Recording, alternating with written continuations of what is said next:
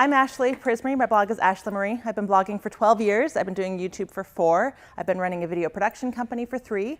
And I've been teaching other bloggers how to do video for 3 as well. I also have a retreat, vidretreat.com, a 3-day hands-on retreat. We only allow 10 people in. And we teach everything I'm teaching today, but really in depth. You get to play with the equipment, touch the equipment, set up. We work on a more personalized basis. And that's this year. It's September 5th through 7th. That's kind of me. Park City, Utah. All right, so first thing I want to talk about is video styles, because every time someone says, I want to get into video, I say, what are your end goals? What do you want video to be doing for you? How is this going to be helping your business? If you just want to make money, if you just, there's a lot of goals that people have. And the other thing I ask is, what kind of video style are you willing to make? Because that's going to play into what equipment you need, the effort that you need to put into it, and stuff like that. So there's a couple different video styles. This top one, film multiple angles while creating. That means you're filming yourself, you're filming your hands, you're filming the overhead. I use 3 cameras in my filming.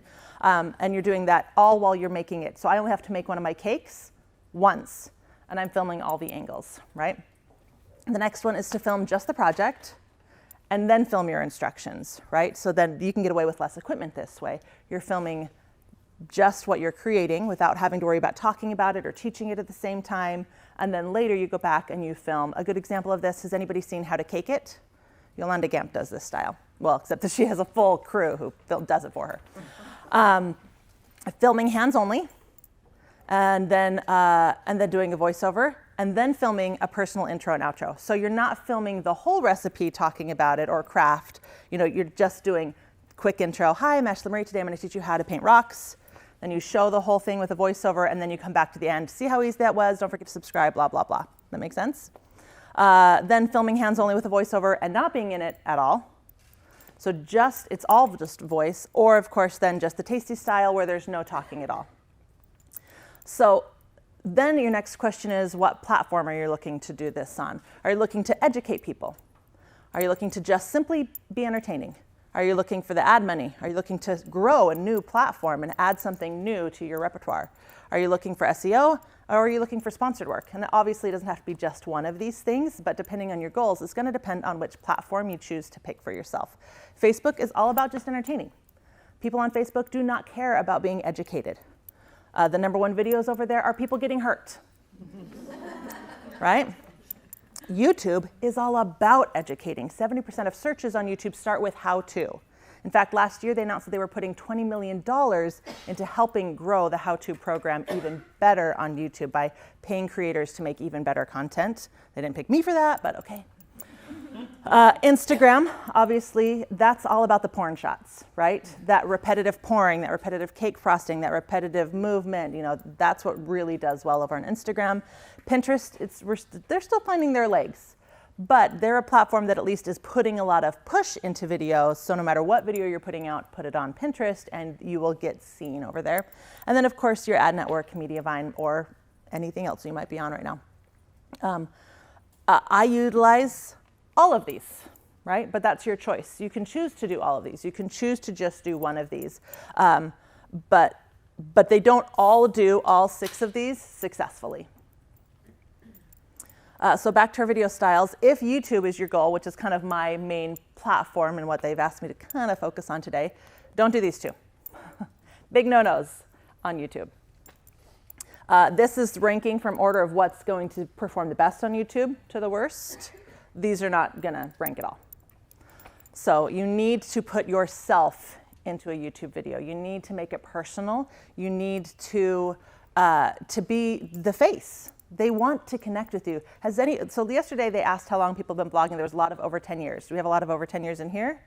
Okay, do you guys remember pre-Pinterest, right? When your audience came to you and became loyal and loved you and yeah, YouTube still has that. They're looking to be your super fan. They're looking to connect with you.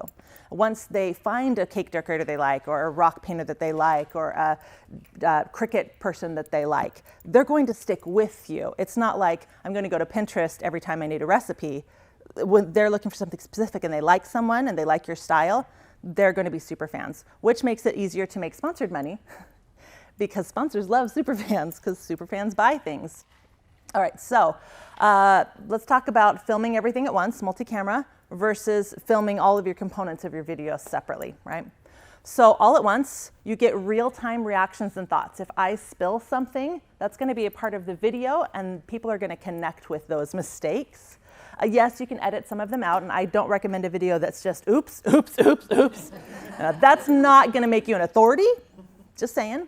I mean, there are, those channels that are, drunk cooking and stuff like that. So or my favorite, Hi-Kia. Yeah. Yeah, that's a good one. But it's when you're filming and you're making the caramel sauce while you're talking about the caramel sauce, it's going to flow really easily, and it's going to be able to put those together. If I make my caramel sauce and then later I come back and talk about it, it's going to be not as personal. It's going to feel a little bit rehearsed, if that makes sense, right? Because you're not in that moment. But at the same time, it's easier to plan what you're going to say, right? It's easier to kind of give yourself a beat and think about it when you're not stressing about both components at once. So it's really kind of what you feel comfortable with. They're both going to work. When you're filming it all at once, you don't forget all those things you're thinking about while you're making it. While I'm making a caramel, I'm going to remember that I need to tell you that this temperature is important, or that if this happens and it's getting chunky, just to work through it because it's going to melt out, or stuff like that. Where when you film it and then you film later what you want to say about it, you'll oftentimes forget those, and then when you're putting them together in editing, that can sometimes cause problems. Not the worst thing in the world. You can go back and refilm what you wanted to say, or you can edit out that part of the video. So there's ways around all of it, but when you're filming it all at once, you don't have to move your cameras or your lighting. My stuff never moves. When you're when you're doing both, you need to move the camera to you, film that section, and then you light you. The nice thing is you can light yourself separately than you're lighting your project, which when you're doing everything at once can sometimes be a problem. It's easier to make time-sensitive recipes like caramel, right? If I have one camera and I'm trying to do a top shot and then a side shot of some component of this recipe, it's a timely recipe. Once I hit that correct temperature, I've got to move on to the next thing. And if I have to move all of my equipment before I move on to the next component, that's going to get burned, and I'm going to have to remake that, right? So it's easier when you're working with a lot of time-sensitive stuff. There's less filming time because it's just you don't have to film it, making it twice or talking about it twice. And editing is faster because it's all in one shot, if that makes sense. And then you have a more cohesive sound. If you're doing voiceover and you're using a desktop mic, the sound is just different than it's going to be from your kitchen. Obviously, what did I not hit over here? Less equipment, but again, you do have to move it, lighting everything separately. Oh, you can't live stream when you're filming separately. You can't live stream with the one camera and get all of those components, right? So I do love one live stream a week, one edited a week. My setup is the same for both. I control all of my cameras from a laptop right next to me, so I can live stream my multi-camera high-quality setup, which is the same one that I use for editing and filming it. All of my setup goes to one SD card, and so again, that makes it easier for me as well. All right, equipment. People always ask me, this is probably the number one question I get, but video is so expensive. What do I need to buy first? Do I need to have a slider? Do I need to have a gimbal? Do I need to have, I'm like, whoa. Very first thing that you buy is a tripod, or 3 in my case. No shaky cameras. Like, no, people do not want to get nauseous while they're watching you. It's an unprofessional look. If you have hired a professional videographer and they have the nice big rig, like when I was on Food Network, my favorite camera guy had the best thighs because he has this big, huge, heavy camera on his shoulder, and he's always in a slight squat as he moves around, and he did it so smooth. Like that shot where they're getting the heights of us, it was great because he's going like this, and then getting the tall person, then getting the short person, then getting it was pretty epic. But I don't have one of those. And I'm, my daughter, who might help me out occasionally, doesn't have one of those or steady hands. I recommend tripods. You can always add a little bit of movement in editing if you feel like you need that. Audio. If they go to a YouTube video and they can't hear what you're saying, they're going to leave. So the first thing I recommend anybody buying after a tripod is a good microphone. Now, our cameras are now expected to film video as well as the amazing photos that we've always expected from them. They are not capable of giving us the same quality of audio. So I never record to my camera. Camera audio is not great.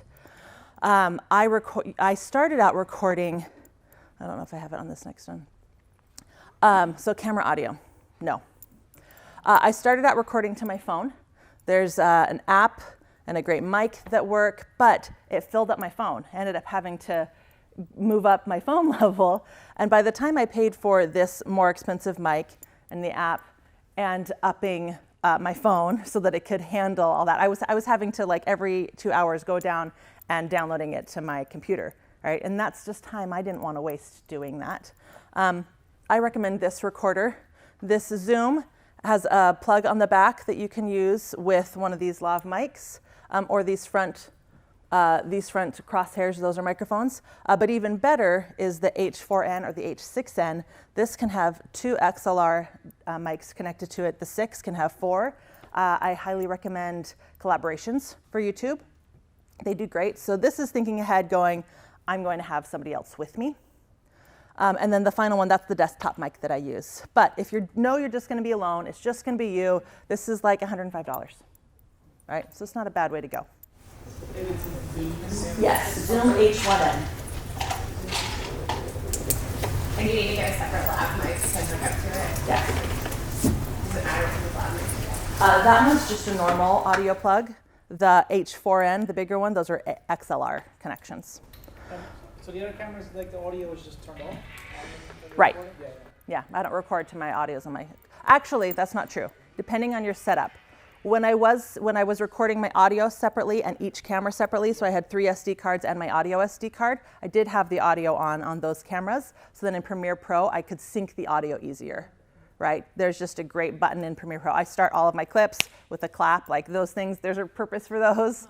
And then I would sync my audio. Currently, I have all of those off, and I'm recording everything to one SD card. So I have my system all connected to one. But it will override? Premiere Pro, yeah. Okay. Yeah. So yes, keep it on because it'll be easier for syncing. And that's how I started, with the multiple SD cards, right? I moved my way up to the system that I'm on now. Is Premiere Pro the software that you're using? I like Premiere Pro, yes. But Final Cut Pro is great too. It's like picking between Canon and Nikon. I mean, neither of them are Sony, but it's okay. Can you do it with elements? So, Ashlee, so you record your audio completely separate, and you have 2 separate files then that you... I don't anymore. I used to. And so now do you use one that connects right to your camera microphone that keeps the files together? No, not my camera. I have a separate recorder. Right, so then the files come in separately into editing, and you have to layer them on top of each other? Now they're all connected in one, but before I was filming on different SD cards, and I was bringing all those in and syncing the audio together and then picking my camera shot from there. So what Premiere Pro will do, if you have like 3 different SD cards and an audio card, there's up in edits and right click and then come down and it merges, multi-merges, and you'll merge by audio. There's a little click for that. And it'll pull the good audio and it'll pull all 3 cameras, and then you'll have like a little square that will show your cameras up to 4. And then you can, while you're editing, you can just click camera A, camera B, camera C, and go from there. The way I have it now, I'm pre-picking with right here, I'm pre-picking the clip that I'm recording. So when I bring mine in now, it's already the clips I've already pre-chosen as I'm recording with the good audio, and then I'm just trimming. So editing's a lot faster for me now. Do you use like a shotgun mic attached to your camera? I do. I have 3 boom mics, but not attached to my camera. They go to my soundboard. So again, never audio on the camera. So the next one, they can hear us now. Now we want them to see what we're creating, right? It's funny that audio is first because we're such a visual community, but that's what it is. Audio is going to be the most important. So next up is good lighting. If they can't see it, they're not going to stay. Finally, good editing. Can we go back to lighting? Yes, I'm going to show you. I have a lighting slide, but I just want to have to go forward 5. Like I didn't think this through. Good editing is kind of next, right? You can get away with bad editing up to this point. Once this is good, then think about doing this one. Then once this is good, think about doing this one, right? Buy at your pain point. When something's becoming a problem for you, upgrade it, right? But you don't have to upgrade until you hit that point. Like for me, lighting, going back to lighting, I had the big, huge softbox lights. Those things get really, really hot. I make cakes. I work with frostings. My frosting was melting off my cake. It became a problem for me. I had to switch over to LED lights, And then it also helped with this whole sweating, glistening issues I might have had. So then good editing. This is the time to really learn. And you need to start with some editing, of course, but bad editing can still make great videos up to a point. You want to make sure it doesn't drag. You want to make sure it's not too fast. You want to make sure that it's not boring. Don't take this to mean you should add a lot of old school transitions. Don't recommend that. Keep it clean. Keep it professional. But you want to make sure that you're not boring them or going so fast that they're not learning anything. And this, finally, number 5, that is when I start upgrading my cameras. I started with terrible cameras and I worked my way up as I hit a pain point. My quality couldn't get any better until I got better cameras. And then after that, then you can start playing, right? Then you can get the gimbals, then you can get the sliders, then you can get all of the fancy toys. Or like in my case, the pain point was bringing everything into one SD card so it was easier and faster to edit. All right, so these are soft boxes, and they're like $200. I recommend a 3-point light system, and then the LED lights, of course, are more, but they are constantly getting cheaper. Yes? What do you use to diffuse your LED lights? I have soft boxes for my LED lights. Yeah. Yeah, because they're a little too harsh. So 3-point light system. You want a key light, a main light. What that's doing is lighting one side of your face and your body or your food or your craft or whatever it is that's your subject. And that's creating kind of a Phantom of the Opera shadow, right? Kind of harsh lines and shadows. So then you use your fill light. But the fill light is a little bit less bright or a little bit further away. And that's diffusing that, right? That's bringing in some light back to those shadows, but not taking the shadows away entirely. Like, I'm assuming everybody knows how to photograph, right? Think about, you never take your picture out in everything lit, right? You always want some darkness and some shadows for that contrast to give it that depth. And that's the same thing that you're looking for here with your face or your food. Ring lights are for makeup YouTubers only. Nobody wants a flat canvas except for makeup artists. That's not great for looking realistic and what we want.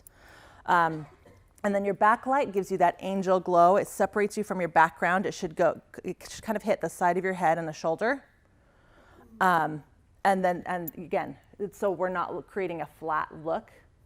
That's separating me from my background. It's making me or the food or the project or whatever it is you're working on kind of stand on its own. All right. Anybody have any questions about 3-point light system? This is mine over here, my kitchen and my lights. Why do you recommend natural light coming in? I do not recommend natural light. Natural light is super inconsistent. One of my cakes took 7 days to make. Imagine editing the look of that, rainy, sunny. Or I'll start in the morning and I'll finish at night. Sometimes I'm working at 2 o'clock in the morning, right? By closing off all of my windows and using artificial light, I'm super consistent, and that makes editing a lot easier. So I do not recommend it unless you only have, if you're only filming 2 hours every day and you can be consistent with that, then yeah, natural light's beautiful. But I just don't recommend it for video. It's not realistic. I have a friend who makes food videos for other bloggers like I do, and she only uses natural light, and her editor and my editor are the same. And he's like, holy hell, I have to charge her twice as much as you because of the amount of editing it takes to try to fix these problems, right? And if you're going to be paying an editor, that's something to consider, how much you really want to pay them by how much errors you're giving them, right? The smoother it is out of the camera, the better it's going to be. Shooting videos is not like shooting photography. We all shoot in RAW, right, for pictures. There's a lot you can fix when you're shooting with RAW, right? Picture can be pretty bad, and you can still make it amazing because you're shooting in RAW. Unless you're shooting in 4K, which I don't bother doing because of the space. I already have 16 terabytes of storage for 4 years of videoing. I certainly do not need to quadruple that by filming in 4K, and none of the platforms are really rewarding 4K videos currently. So it's not worth that balance at this point. 4K has a little bit more control, but really 1080 HD, there's only so much you can change in editing with video. There's only so much tweaking and color fixing and saturation. Like, it's much more sensitive and more difficult in the video editing side of things. So you're going for a straight out of camera as good as you can possibly get. And so I like the control that I have from that. Plus, by filming with artificial lights, all of my camera settings are always the same. I only change ISO. That's the only thing I ever change in my videography. I don't have to change white balance. I don't have to change anything else. Yes. So I just have one camera, and so I've been shooting 4K just so that I can crop in and get those different, angles, Yeah. not angles, but dimensions kind of in post and editing. Right. Can you still do that with 1080? I wouldn't crop more than like 150 and 1080. But I would be okay to crop in a little bit. Yeah, but not as much as you can do in 4K for sure. But for me, I'd rather move my camera than have to deal with all that storage because I don't delete Right. I know anything. You never know what you're going to need at some point. Yeah. You have questions? I was just going to ask about your kitchen. Do you not have windows? I do. I have a window over here, and I use a blackout curtain. And then I have some doors over here, and I have blackout curtains over there too. And then I have a wall right here, and then in the living room I have big, huge windows that there's only so much. They don't seem to affect it quite as much. My sister wants me to take that wall out, and I'm like, then I'd have to get blackout curtains. So, so not so much. So phone versus camera, camcorder versus DSLR, right? You can film with anything that you have. And like Carly said yesterday, just do it, just start. Don't let this hold you back. And like I said, cameras doesn't come till number 5 on what I recommend the order of buying things, right? But when you're at this point, this is where you start getting a little bit better. So your phone is great. If you're going to film with a phone, I recommend doing your overhead with your phone because it's gonna flat film better. It doesn't matter that there's no depth of field in your phone when you're filming overhead. That makes sense? Camcorders. I'm like, camcorders are made for videos, right? I went up and bought a camcorder. They're way cheaper for my second camera. I returned it after a day. I hated it. Every setting was auto. I could not control my white balance. I could not control my ISO. I could not control my Kelvin. Like, it was a nightmare. I hated it so much. So DSLRs are what I recommend. I use 3 Sony mirrorless cameras. I'm going to try to say that because of the manual controls. Now, not all DSLRs have manual controls in video. I first started out, I was a Nikon girl, and so I started filming with my Nikons, because film with what you got.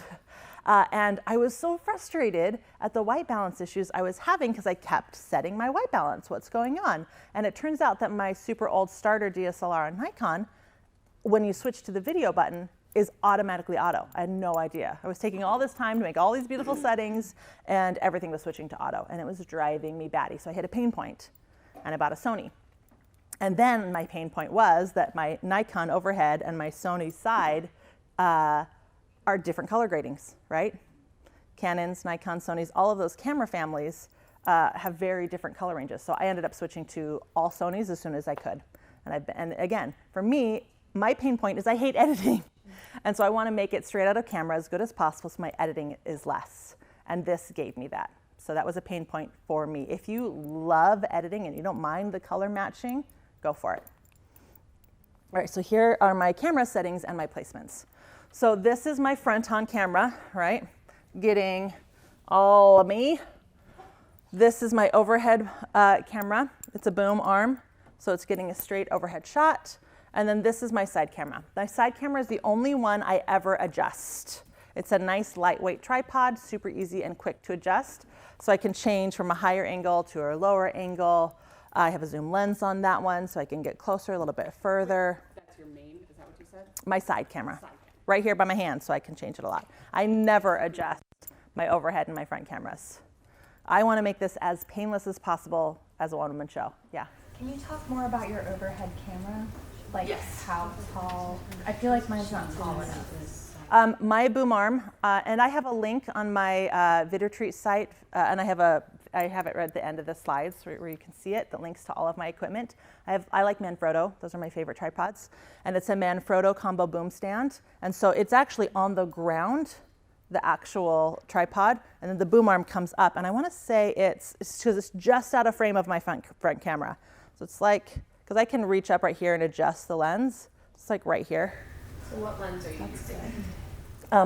I use a prime for my front shot because I'm not ever zooming in with that. And that's the only one that I set to a specific focus. The other ones I have on continual autofocus because on Sony that's smooth and beautiful. So as I bring my hands in and out, that's not a problem. Overhead and side, I use the Sony Zeiss lenses. I really like Zeiss glass. And they have a partnership with Sony. That's really good. I think above I have I forget. One of them's like I don't remember what I have. No, they're zoom lenses, both my overhead and side, so I can quickly and easily get the shot that I want, so less cropping later. But you also, like, you don't adjust the overhead one? I do. Oh, you I do. I don't adjust any of the of these things, right? Oh, I see. Okay. But yeah, and I don't ever adjust the arm, right? All I ever do is change that little lens a little.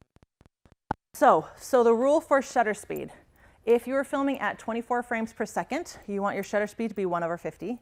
If you're filming at 29.9 frames per second, then you want your shutter speed to be 1/60. The rule is to double it. If you're filming slow-mo at 120 frames per second, then obviously your shutter speed is 1/240, right? So always double whatever your frames per second are to get that number for your shutter speed. Aperture, I stick between 4 and 5.6. I like that depth of field. White balance, again, I use Kelvin. I adjust it to your lights, whatever your lights are. The soft boxes tend to give a little bit more of a pink hue. No, more of a green hue, sorry. So you have to like balance it with maybe a little bit of pink. And then obviously the LEDs, I just got daylight LEDs. So it's always, what is that, 5400? But yeah, adjust to your light and your setup. And I never change these. My shutter speed, my aperture, my white balance, never change unless I'm filming a slow-mo shot. So the ISO is the only thing that I ever adjust. Kind of depends on the shot. I'm usually, because of how bright I keep my lights, I'm usually between 150 and 250. But if your lights are less bright, obviously you'll be a little bit higher. And that doesn't matter. It's just about finding the balance that works for you, right? Obviously, you don't want to go, like with anything, you don't want to get too noisy, so you don't want to go too high. So if you're finding that your ISO is going too high, then you need to brighten up your lights. I have one more question about focusing. Mm-hmm. You said that you do a manual focus. I do a manual focus for my front shot. How do you do that when it's just you? That's the problem I'm having, where I'm doing autofocus because I'm not. And then the background looks good, and I'm like. I have two stools that I place on top of each other. That's my body double. Okay. Yeah, she's a little thinner than me. And I focus on that. That's what I do first. Yeah. And like I said, if you're going to do continual autofocus, Sony is the way to go. The Canon and the Nikon continual autofocus has that whole look going on. I do not like that. So if that's the cameras that you have, work with what you have. Just know the limitations and set manual focus, like at the bowl level. Pick the bowl level or the project level. So as your hand's coming in and pouring whatever, that doesn't matter. That's out of focus. That's like a 0.5 second shot, right? It's okay. And set that. And some people prefer that, even who have continual autofocus options. Like they don't like that focus changing. So I just got sick of climbing up onto my counter and changing that. And so that's another reason I switched over to the Sony. I'm like, I need some good continual autofocus because, yeah, I got bad knees and bad back and I'm like an 80-year-old body. Any other questions about this? Yeah. It's an easy one. Do you just keep this set up all the Yep, time? Or all do the you time. Put it, okay. Nope, all the time. My kids are used to it. It's been 4 years. My family? Well, and I recommend sandbags Sandbag. for all your tripods and all your lighting, right? Nice, big, heavy sandbags. My brother-in-law knocked over a light once. He did not do that again. All right, so comfort on camera. That's kind of the next thing that I get from people. Oh, I would, but I don't like the way I look. I don't like the way I sound. I'm not comfortable. I totally get it. We've all been there. I mean, I came out of the womb pretty much acting, but not everybody does. My mom put me on stage for the first time at 18 months, so I have never really known anything else. So again, just do it. If you guys go back and watch my first YouTube video, it's terrible. It's so bland and dull and boring, and like, you get better as you go. Don't wait until you feel comfortable to do it, because then you'll never get there. So the camera sucks energy, so act bigger. If you just go and you start filming yourself, hi, I'm Ashlee. Today I'm going to teach you how to make this cheesecake. It's really fun. On camera, that's going to be like, hi, I'm Ashlee. Like, it's not great. So whatever you need to do. And again, I like this as a one-woman show. I like that nobody's watching me make a total and utter fool of myself, right? Except for you guys. You know, I'll get in there. I'll go, okay, we're going to start filming today. Do some calisthenics. Stretch. Oh, nope, not stretching. You know, and I make funny faces and I get comfortable and blah, blah, blah, you know, move everything around. And then I start, right? And I find that if I'm not in a great mood, I'm like, okay, that did not come out right. I better do that again. Okay, start over. Give myself a big, big smile, and I get really excited about something, and then I'm gonna start filming. Hi, I'm Ashlee. Today I'm gonna teach you how to make cheesecake. It's gonna be so much fun. You're gonna love it. It's delicious. If you love cheesecakes, you should subscribe to my channel, blah, blah, blah, right? But yeah, just do it. And I found that I had a crew come once to help me film a video introduction, because I'm like, oh, I should have my video introduction be super fancy. I found I was really awkward with these other people all of a sudden there. I'm like, they're gonna judge me being big and loud and silly because I'm a 40-year-old woman. I'm not, 20-year-old Rosanna, right? They're gonna be like, let's get started. Doesn't really work for me.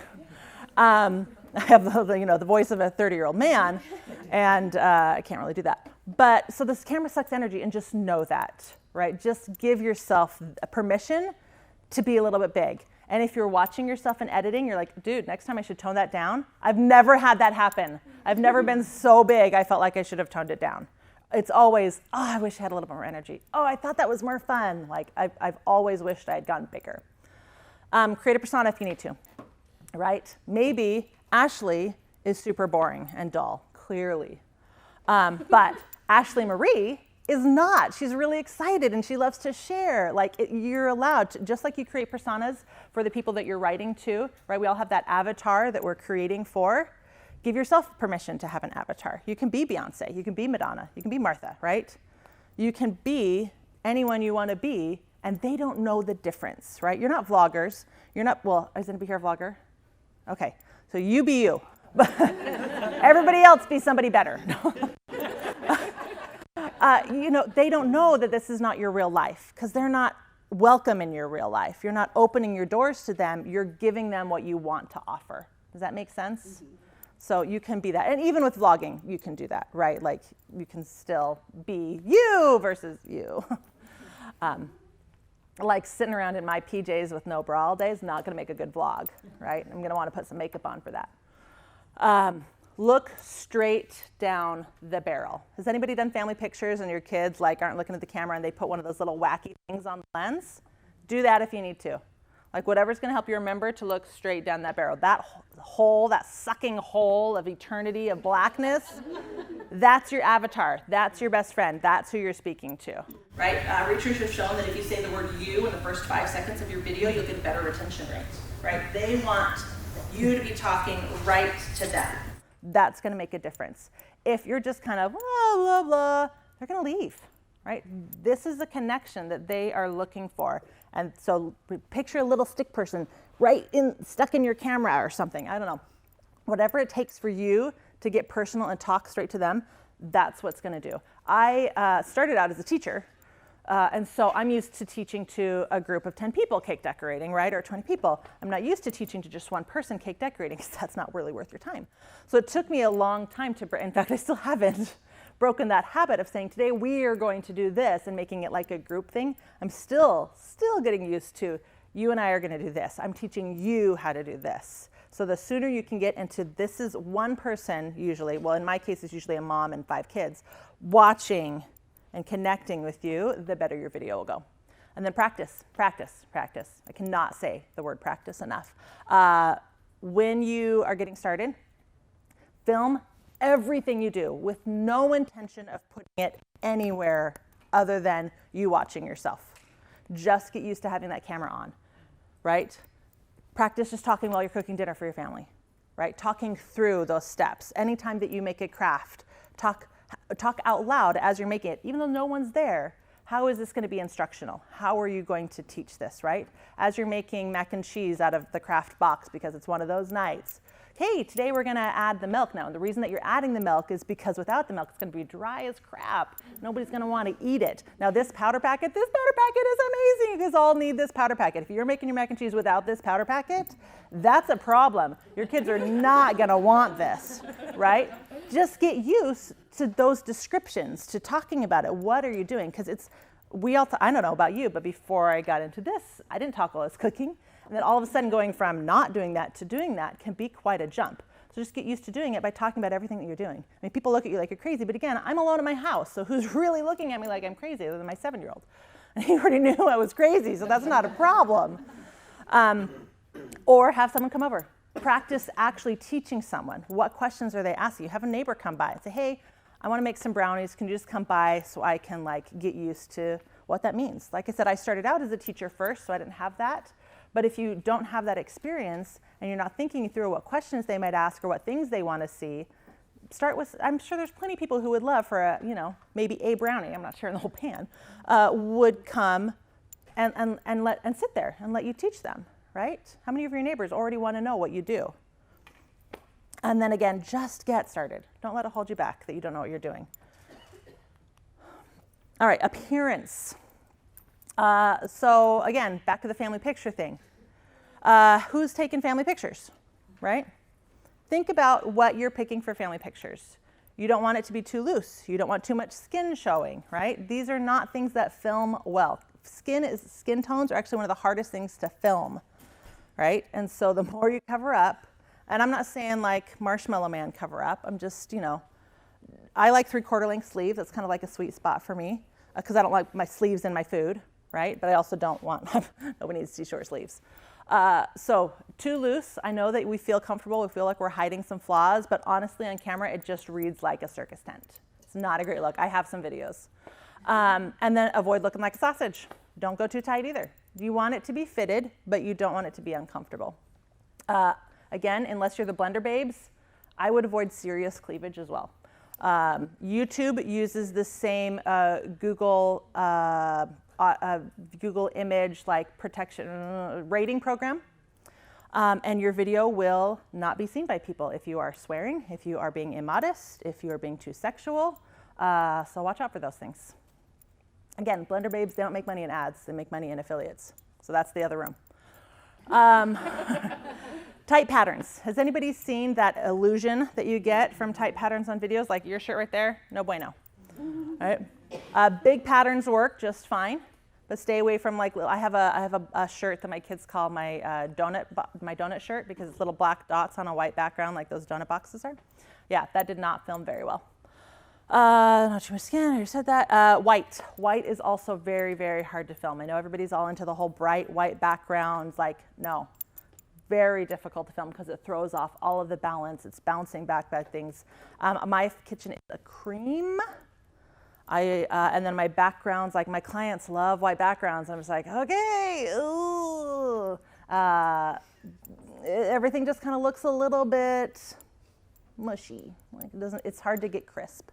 So again, I recommend, and again, have you guys seen family pictures where everybody's wearing white shirts? Nobody looks good in that. White shirt and khakis are not a family picture. Like, stop it. Stop it. No. So makeup. This is where you use your work money and buy better makeup than you wear in a day-to-day life. Cheap Target makeup is great for day-to-day in person.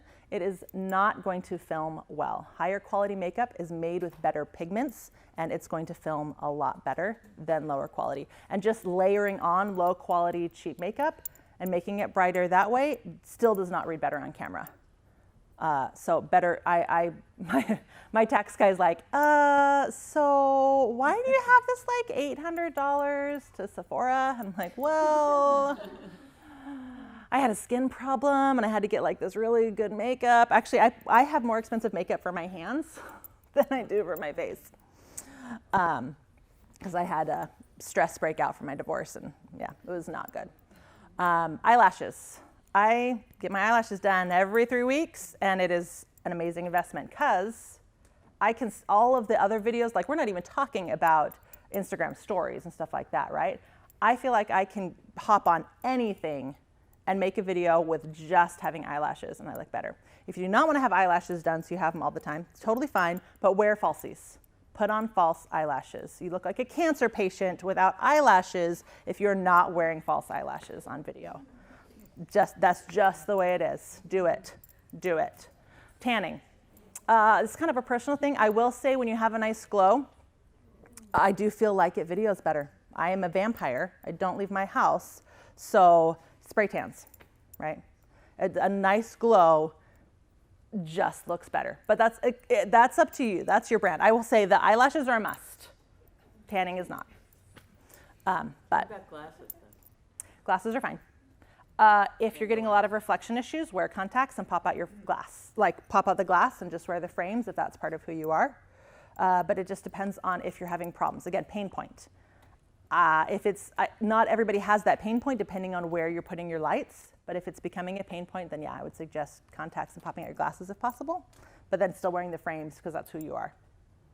That's what I do for family pictures. I pop out all my kids' frames for glass for family pictures.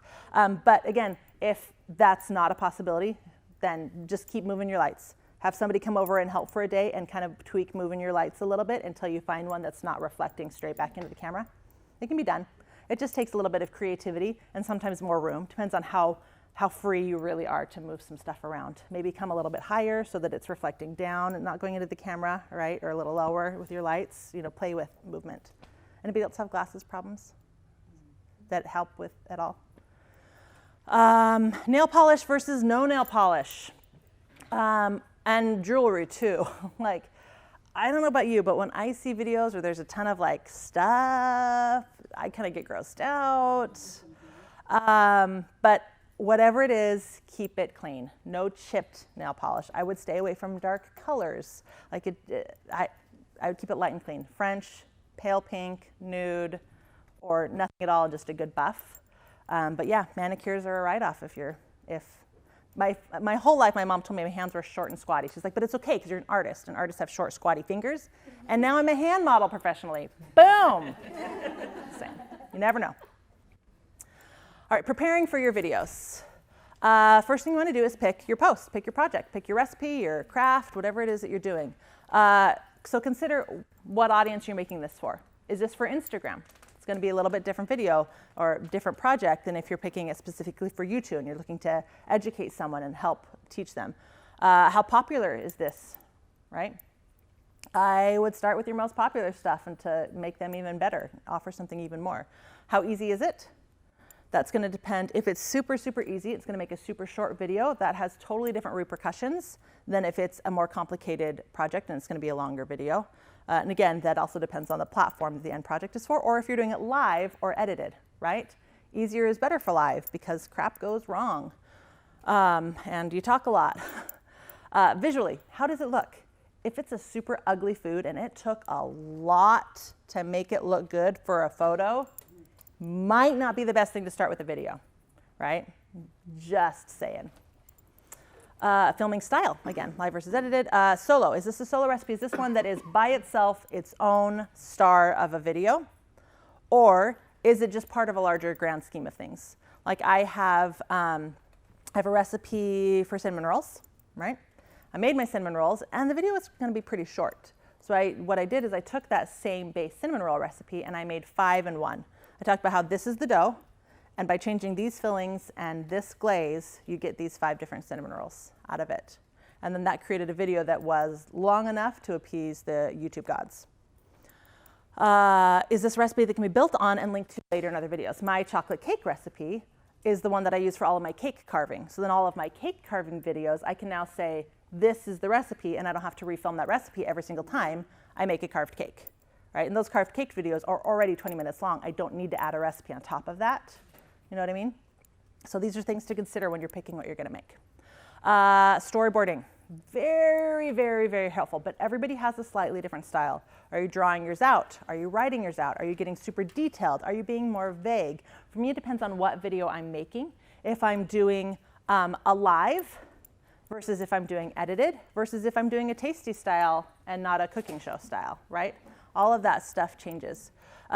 Visualize the video before you make it. I know exactly what my video is going to look like before I make it. And that's going to make a smoother, faster, easier video. When I don't know what I'm doing and I'm just going in and shooting the breeze, it takes so much longer to edit at the end of the day.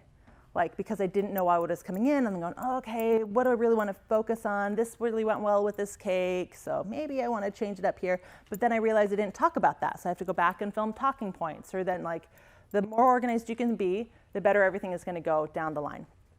Are you going to film in order? Are you going to film out of order? These are things that you'll know if you have storyboarded this. Maybe you want your caramel sauce to be done and chilled beforehand, so you're going to film that a day ahead of time to go into your caramel cheesecake, right? To skip or not skip part of the recipes. Sometimes, I mean, Okay, my life motto is, people are stupid, treat them like they're 5. Right? Not you guys. Everybody else in the world. You know, so sometimes I'll think, oh, this is just common sense. I don't need to put this in the video. And then guess what the only question I get for the next 5 years of my life is that point, right? So, you know, sometimes there are things that, yes, you can skip, like I'm not making the chocolate cake because it's in this other video, right? So I can prep that ahead of time, and I know that going into it. Are there any specific shots you want? I know that this caramel pour on top of my cheesecake, I want this slow-mo. I'm not going to film it slow-mo if I haven't decided ahead of time, then I need to do that and change my camera settings to get that shot. Are there any tips and tricks that you want to make sure that you're telling them about? You know, like for me, I live in Utah, so it's a high altitude. So I always talk about high altitude adjustments for people, right? It's one of the biggest problems. Too many bloggers that are living at high altitude don't write their recipes for sea level, which is the standard. And so then people are always having problems with their recipes. So write your recipes for sea level and then give people high altitude adjustments. And then what problems could arise, right? A friend of mine had a dip, and she was constantly getting people going, this isn't a dip, it's super runny, what's wrong? And she couldn't figure out what it was, because every time she made it, she couldn't replicate the problem they were having. And then one of us brought up, well, are they using low-fat cream cheese? Because that right there is going to be the problem. I'm like, I clearly state nothing low-fat should be in your fridge, like ever. I'm sorry. Clearly. But that's just for baking and cooking. I'm sorry. No, right? No.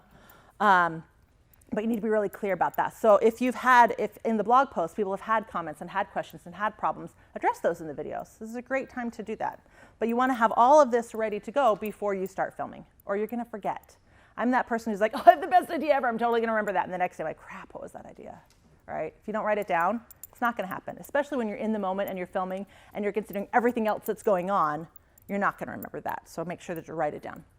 So here are 2 different outlines for some of my videos. This one is for like a tasty style video. So I'm using 2 cameras, top side, top side, top side, top side. These are my notes from my editor.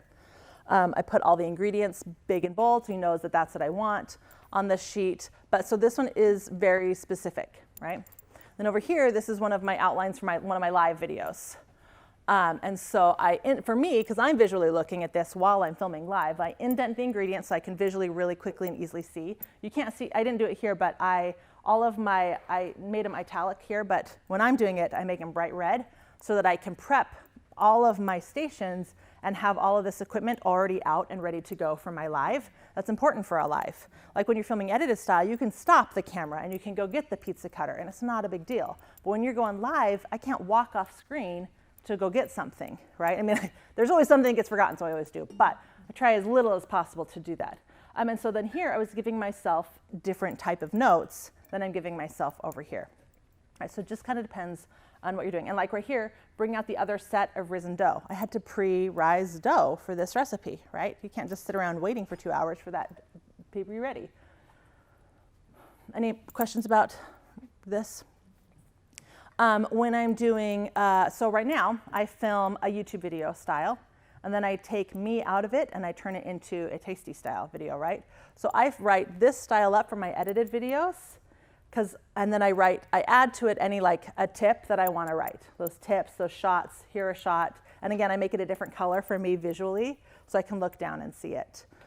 So this is what my YouTube style looks like with little YouTube notes slid in there, because I'm still filming with that tasty style video in mind, because I want to make sure that I have that as well, so I don't have to film the recipe twice. That make sense? Mm-hmm. All right, calendaring. I don't know about you, but if it doesn't go on my calendar, it doesn't get done. So I kind of roughly calendar my year out. It doesn't matter if it changes. That's fine. I don't have to stick with it. But I wake up and I'm like, oh, what should I make today? Like that never works for me. Waking up and going, all right, this week, this is what I had on the schedule. This is what I had planned, because I'm putting these recipes out in 2 weeks, or I'm redoing this one later. So I roughly calendar the year out, and I consider everything. Tentpole events, holidays. Is Marvel coming out with a new movie? Do I need to make a cake for that, right? Frozen 2 is coming out this year. I need to make a cake for that. Seasonally, right? So for Pinterest, seasonal stuff needs to come out about 2 to 3 months in advance. On YouTube, no. You want it to come out like as it's happening. You don't need an early buffer to build that up. So like for back to school, I have a back to school video that I already have filmed, but I'm not putting it out until early August. So, because that's when some people start school. Consider what's trending. If something is trending, like Mirror glazed cakes last year, you should have jumped on that right away. Like stop, don't worry about your calendar and get what's trending out right then and then go back to your calendar, right?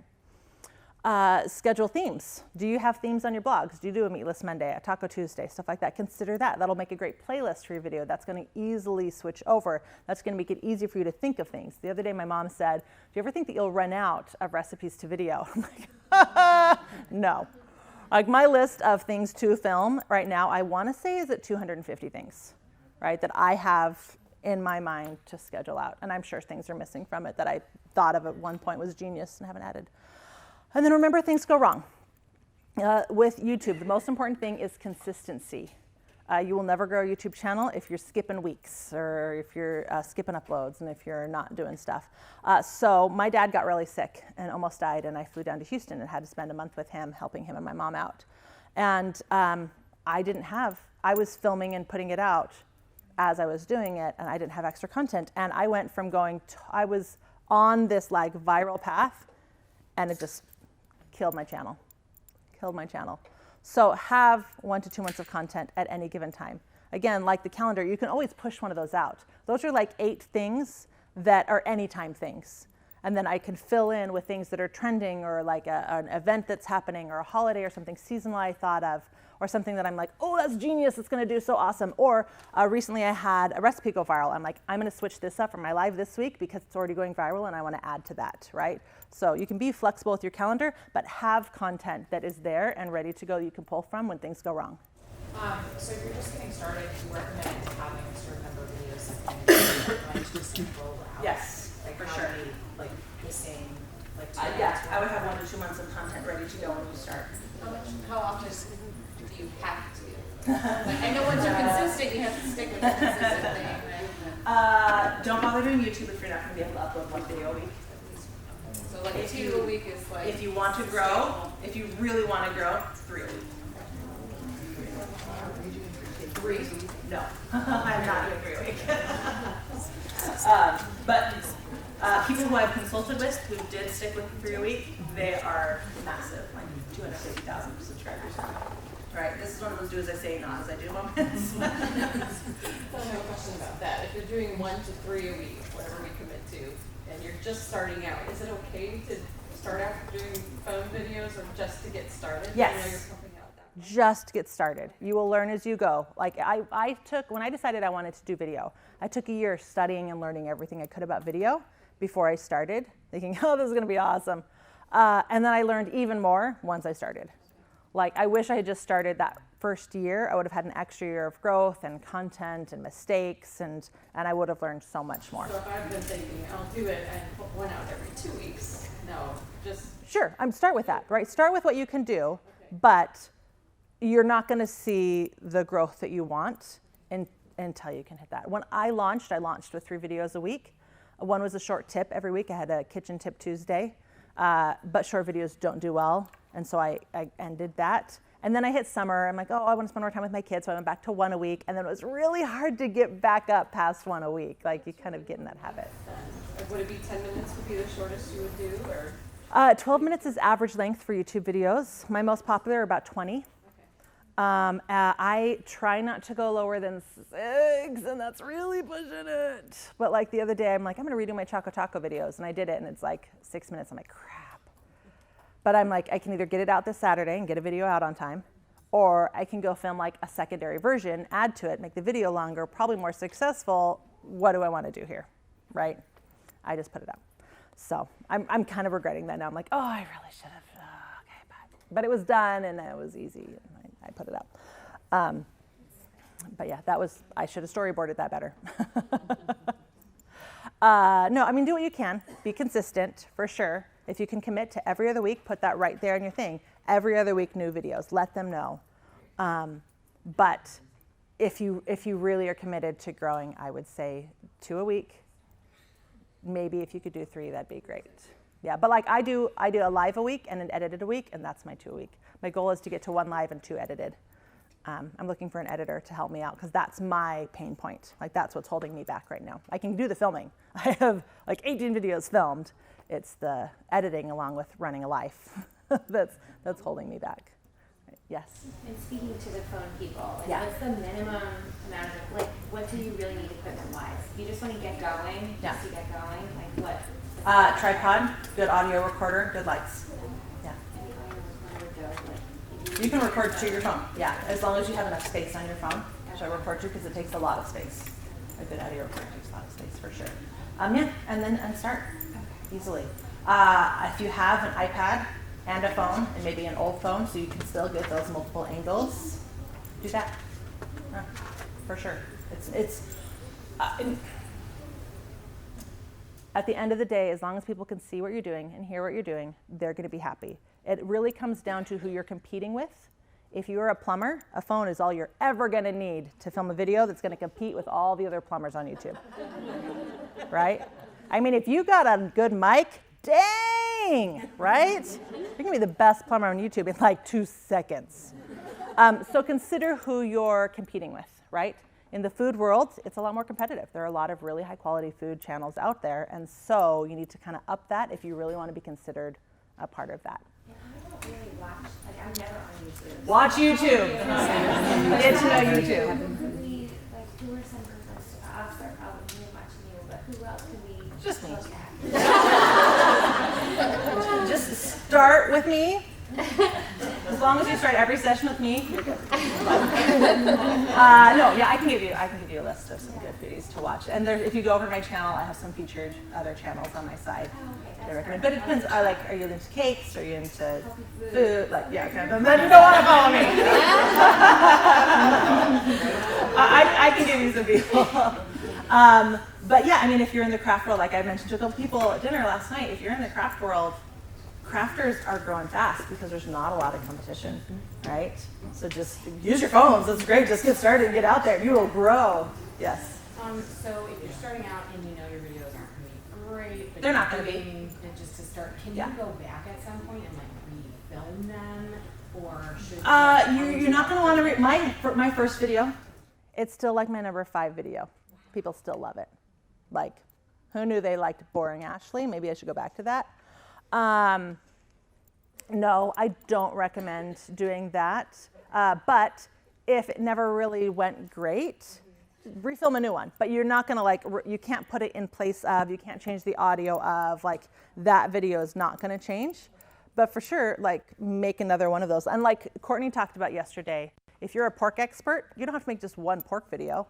Make 30 pork videos, make a pork playlist, right? Like, you know, there's a lot of cuts of pork.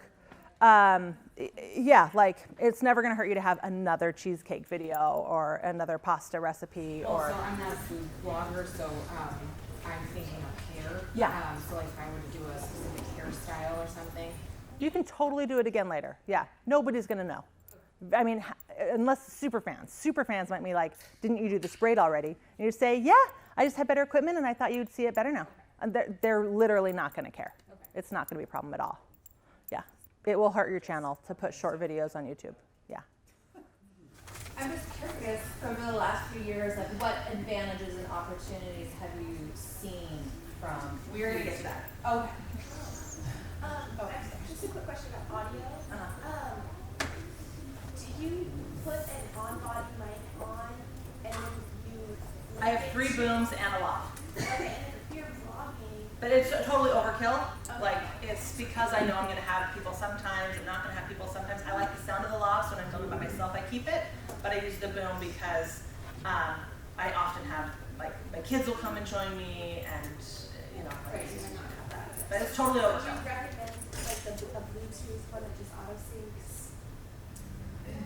I personally don't trust a lot. I'm like, if the audio goes out because of a wireless connection, like I like to be plugged in, but that's a personal But if you're paranoia. kind of like outside walking around, Yeah.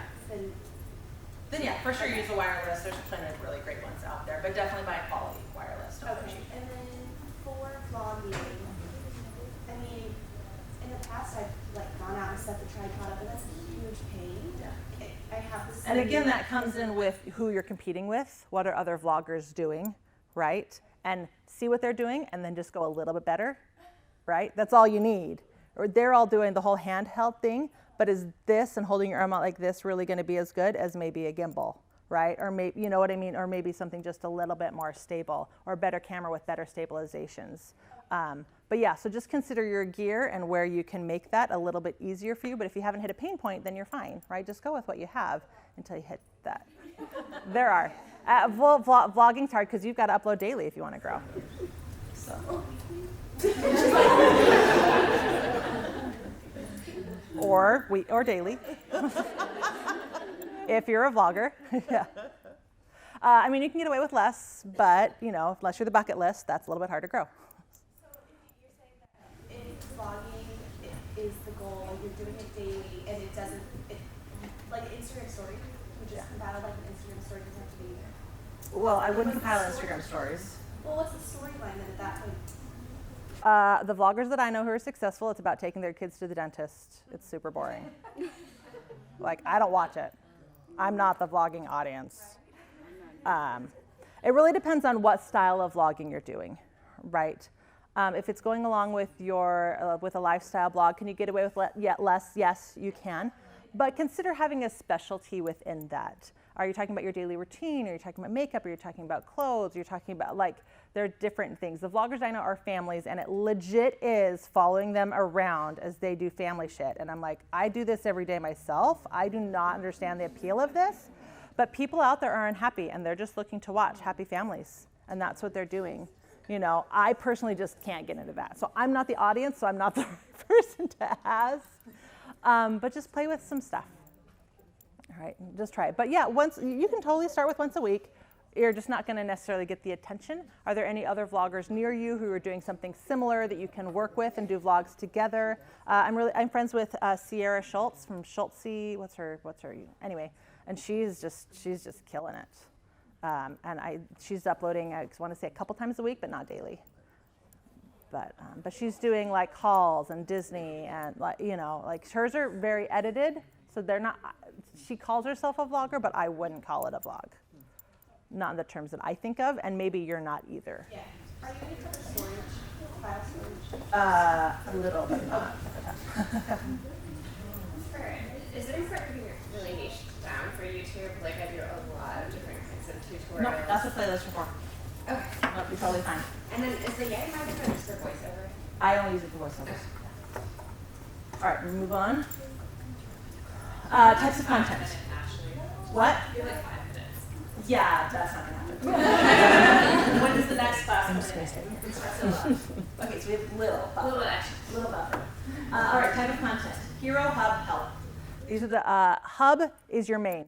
Like if you're doing 2 videos a week, so that's 8 videos a month. 6 of those are going to be hub. 1 is going to be help. 1 is going to be hero.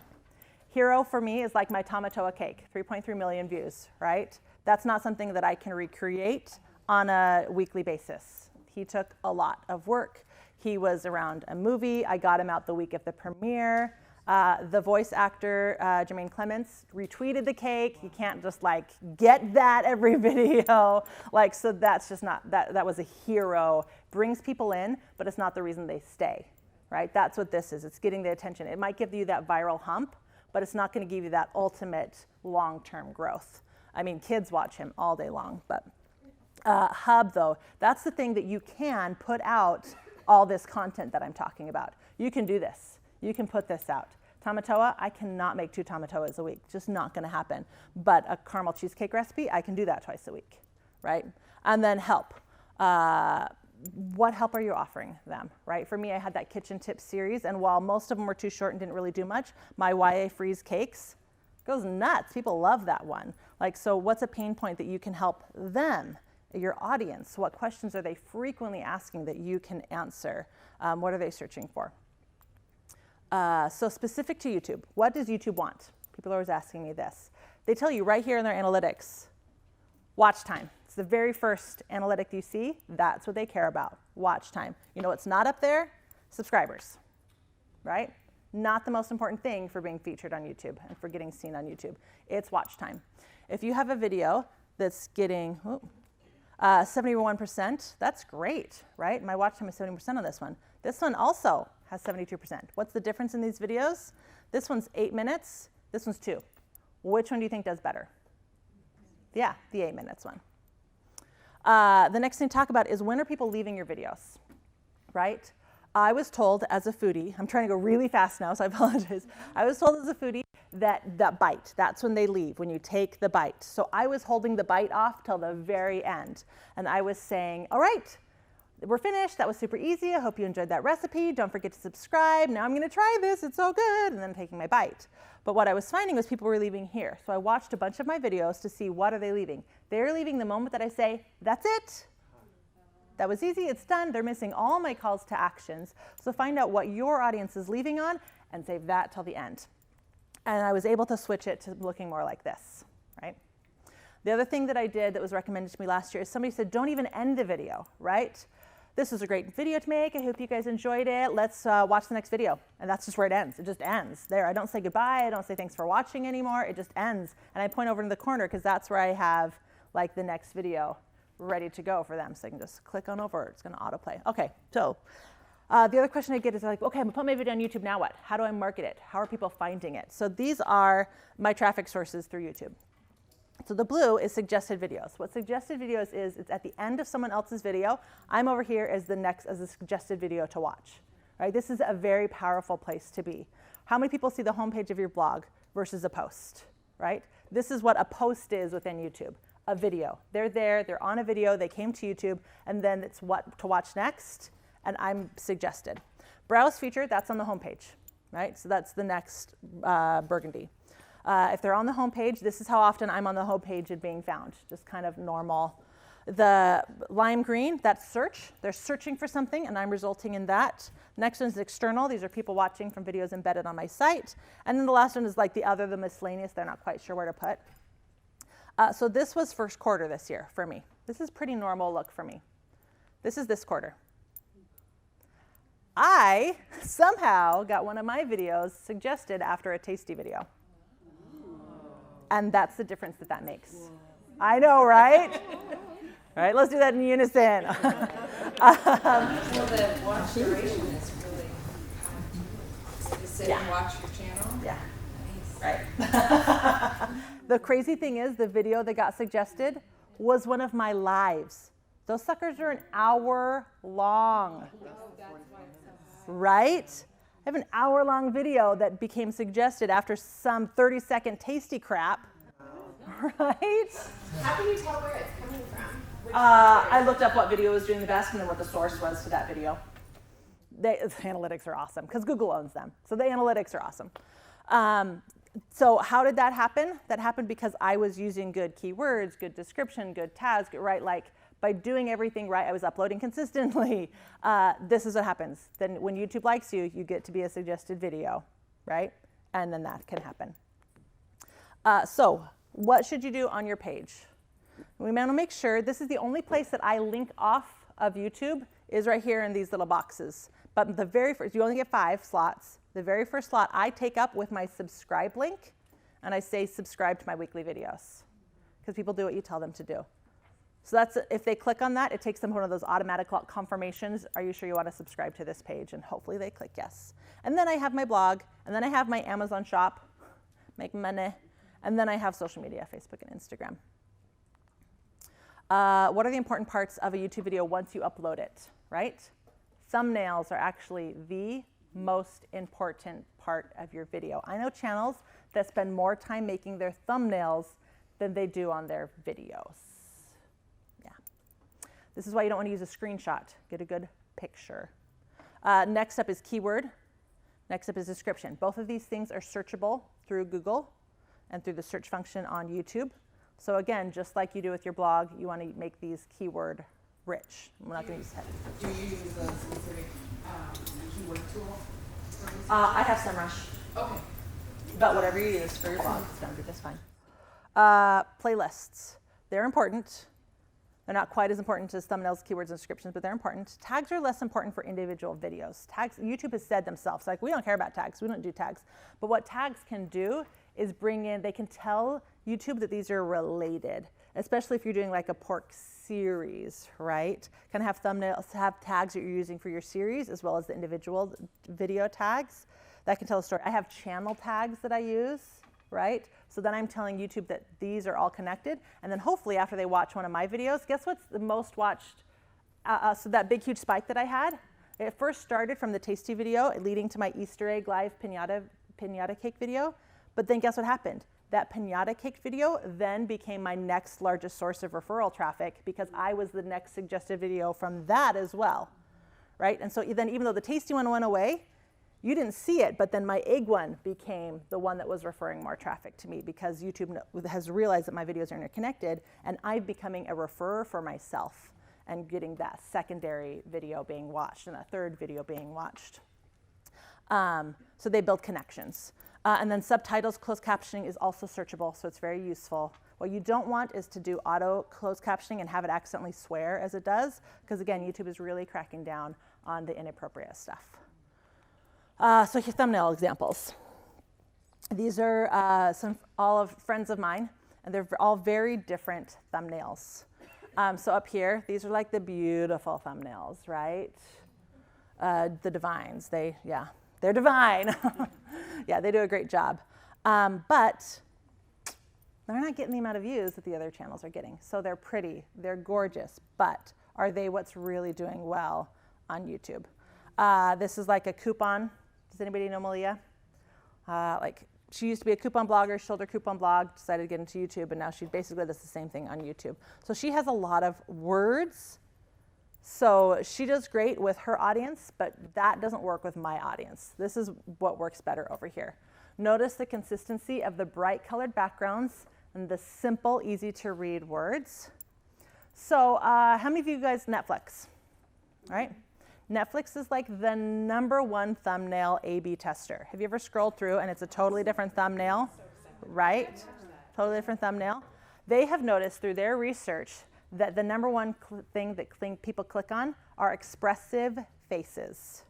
Expressive faces. So this is what Yolanda used to do, and this is what Yolanda does now, right? Personally, I'm still going with the close-up of the food, but I tried one with my face, and I don't know, I'm still playing with it because like this is a huge cake, so yes, you can see it, but mac and cheese bites, if I'm holding mac and cheese bites, can you really see that? Not really. So I'm still playing with that. But if you can get expressive faces, and these guys are hilarious, they're awesome. They're so funny. It will do better. But notice these guys are taking out their backdrops and putting in these bright colors, and that's really where it seems to be going a lot of versus this. So in your description box, for your first 3 lines, keyword rich, a nice quick description. Then you want to have the click to show more because people are idiots and they don't know that you can click open the description box. So you actually write that? That's written in my description. There's a click more box. Yes, yes. And I still probably get about 5 comments daily. Way to not leave us the recipe. Yeah. Why would you even bother doing this if you're not going to give us ingredients? So then I have my subscribe to my channel, and this is with my subscription. So it's YouTube/Ashlee Cakes, !sub_confirmation=1. And that's that auto subscribe. That makes sense. Oh, yeah. Button that will take them immediately to the confirmation. Oops, wrong way. Then down here, you want more breakfast recipes, check out the recipes I make for breakfast playlist, and then I link to a playlist. Then I have my recipe. Don't even go to my site. It's just right here, because like all platforms these days, YouTube wants them to stay on platform.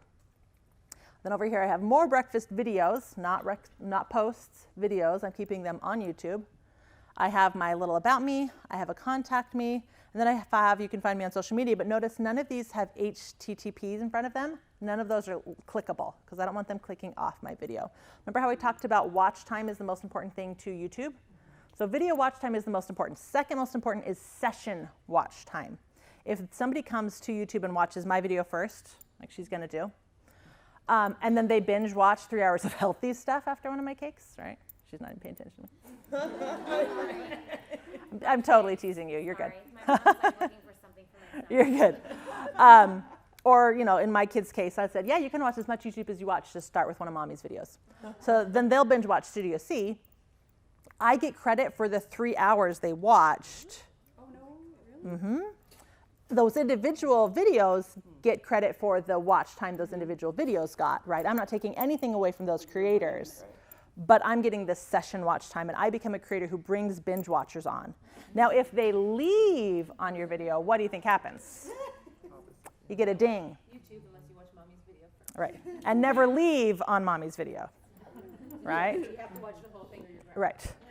Go over to Rosanna or whatever, Nerdy Nummies, and leave on her video, right?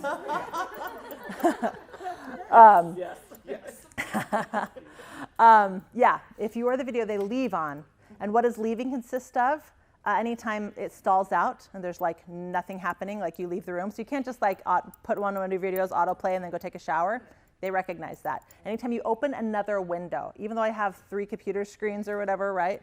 Like if I go and I work in another tab, YouTube knows that. They know that I'm not as engaged. That counts as quitting that session. Clicking on any of these links, clicking on an affiliate link, right?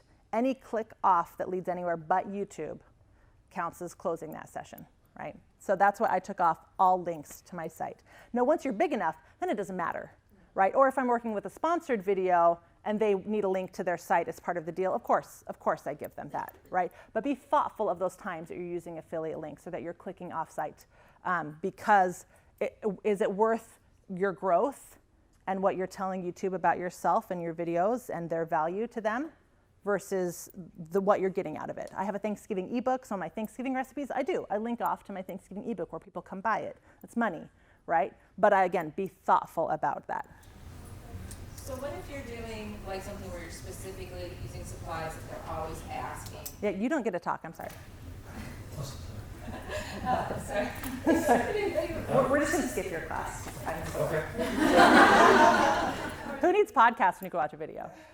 Well, I mean, there's, 1 billion YouTuber channels out there, and there's only 750,000 podcasting. So That means there's no. You do. Like, so if you're using a specific supply, they're always asking, like, so where do you send them? You're not leaving the affiliate link in the video. Again, I'm just thoughtful about it. I'll leave affiliate links sometimes, but not always. Now, they're in my post. So can you And if send they them ask, to and if they can ask in the comments, then of course I'll offer them that in the comments. I'm just not putting it there for all the time. Yeah, and later, right? So they're clearly not watching it anymore, so they're going to come back to the comments and click off, and that's okay because they watched hopefully the whole video and moved on to binge watching something else. Okay. Right?